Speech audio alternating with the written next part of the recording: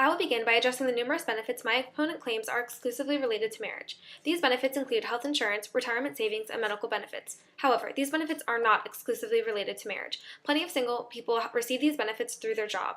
The reason the ANDA must be passed is to ensure that members of the LGBT community have the equal opportunity to employment as heterosexual citizens.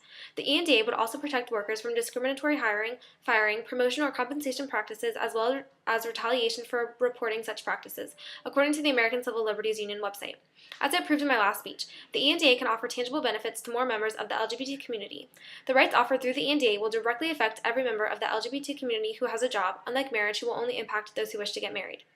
My opponent argues that members of the LGBT community have the opportunity to work in the status quo but not the right to marriage. While this may be true, a study conducted by Dr. Badgett, a research director at the UCLA School of Law, proves that workplace discrimination is harmful to all members of the LGBT community. She states, many studies have demonstrated that discrimination keeps LGBT workers from revealing their sexual orientation in the workplace.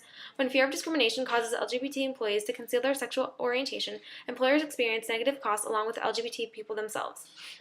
The time as well as social and psychological energy that is required to maintain a hidden identity would, from an employer's perspective, be better used on the job.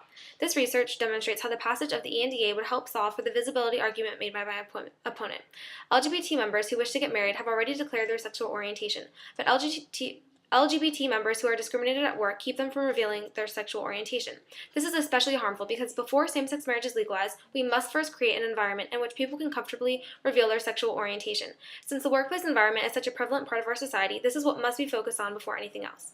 My opponent claims that it is too early in the polling process to predict who will win the Republican presidential nomination. However, I disagree. There have been numerous presidential debates, and the top contenders have already been established. This is very unlikely to change. American citizens already know who the possible presidential candidates are and where they stand on major issues such as gay rights. All of these top contenders oppose the legalization of same-sex marriage, but not all of them have taken a stand on the ANDA, such as Newt Gingrich.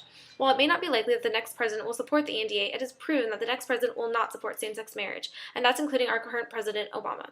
Because same-sex marriage is strongly opposed due to religious reasons, it makes it much more likely that the ANDA will encounter more success in the shortest amount of time.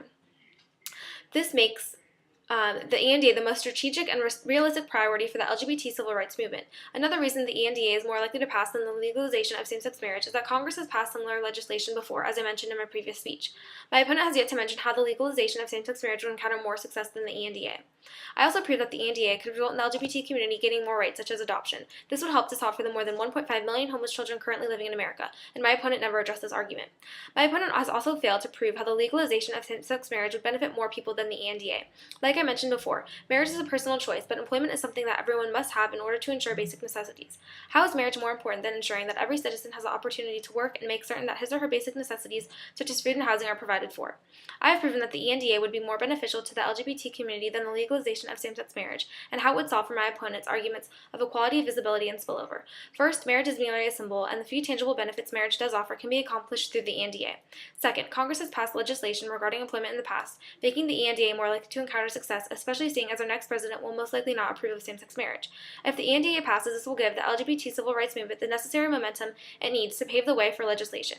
Finally, employment is an issue that affects far more people in the LGBT community than same-sex marriage. Everyone must be employed in order to ensure basic necessities. However, not everyone chooses to get married. In order to uphold the idea that America is truly the land of equal opportunity, the ANDA must be at the forefront of the LGBT civil rights movement.